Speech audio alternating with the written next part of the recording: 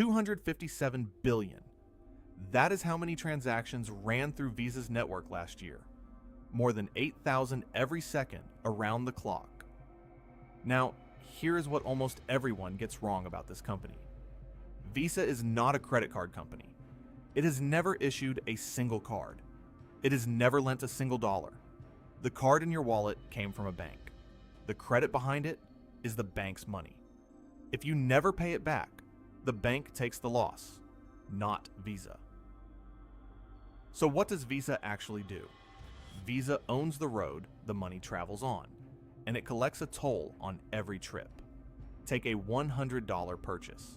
The store keeps about $97.50.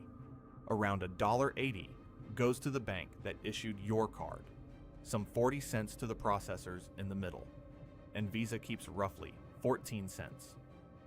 14 cents sounds like nothing until you multiply it by 257 billion. September 18th, 1958, Fresno, California. Bank of America mails 60,000 credit cards to people who never asked for them. No applications, no credit checks. A card simply arrived in the mailbox, ready to spend. They picked Fresno because if the experiment failed, nobody would notice. At first, it did fail. Fraud everywhere, defaults everywhere. But the idea survived, and by 1968, the program was earning $12.7 million a year. Then other banks licensed the card, and the paperwork nearly drowned them. So in 1970, a banker named D. Hawk convinced them to spin the network out into an independent company, owned by the banks but run for the system. In 1976, it took a new name, Visa. Mark that moment. The banks kept the lending and the risk. The new company kept the network. That split is the single most important fact about Visa. So what exactly runs through that network? Tap your card and 4 parties wake up. The store's terminal calls its bank. That bank calls VisaNet. VisaNet finds the bank that issued your card and asks one question. Does this person have the money? Approved. 2 seconds, start to finish. Here is the detail that explains the whole business. The money itself never passes through Visa. The banks settle with each other. Visa moves the message and charges for the message.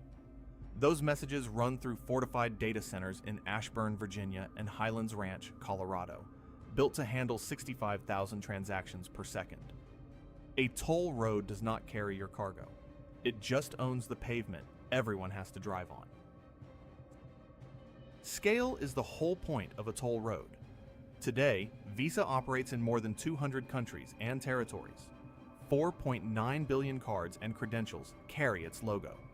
More credentials than there are adults on Earth. They work at more than 150 million merchant locations.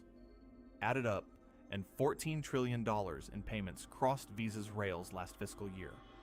If the money flowing over this one network were an economy, it would rank 3rd on Earth, behind only the United States and China. And on nearly every one of those trips, the toll booth takes its cut. Now the payoff of that 1970 split. When a cardholder defaults, the issuing bank eats the loss. Visa already collected its toll the moment the card was tapped. No credit risk, and almost no marginal cost. The network is built. Transaction number 257 billion costs Visa almost nothing to carry. Look what that does to the numbers. In fiscal 2024, Visa's operating margin hit 67%. Apple, the most admired machine in business, runs at about 32. Walmart runs at 4.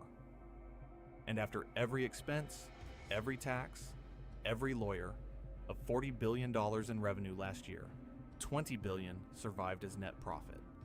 Half of every dollar. Most companies fight for single digits. The toll booth keeps half. You can date the proof of this model to a single week. March 2008. Bear Stearns collapses. Banks are bleeding out of every credit product they own. And days later, those same banks take Visa public. in the largest IPO in American history, $17.9 billion in the middle of a financial crisis. Think about what that means. Card losses were about to devastate the issuers. But the network had no loans to lose. People kept swiping, and the toll kept collecting, recession or not. And here is why nobody has been able to build a bypass around this toll road. Every new card makes the network more valuable to merchants. Every new merchant makes it more valuable to cardholders. To compete, you would have to replace both sides at once. 4.9 billion credentials and 150 million merchants. That is not a product problem. That is a chicken and egg problem at planetary scale. Only two things ever kill a toll road: the government or a new road. Both are circling. Regulators and merchants have fought the toll for years, and it shows up in the accounts. Last fiscal year, litigation provisions knocked Visa's operating margin from 67 down to about 60%. Still absurd, but a warning. And new roads are being paved, real-time payment systems, account-to-account transfers, stablecoins. Visa's answer is the oldest move in the book. If a new road gets built, buy the intersection.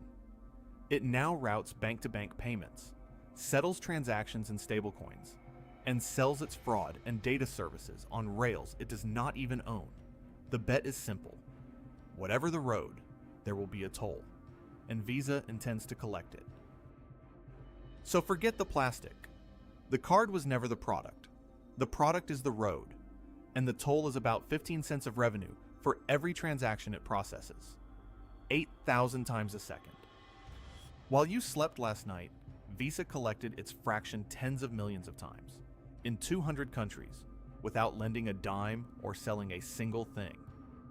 The most profitable business model of the modern economy is not making something people buy. It is owning the intersection where every buyer meets every seller. The house does not play the game, it owns the table.